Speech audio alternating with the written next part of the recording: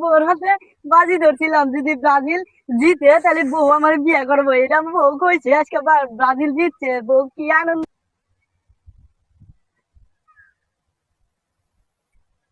Disturb করেন।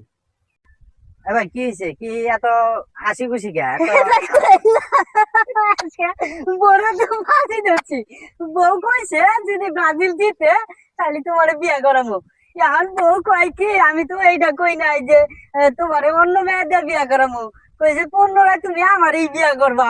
এখন বউ পল্টি মারছে, হায় হায়, এটা কি হইলো কই নান্নারা। বর কি কি কইছে?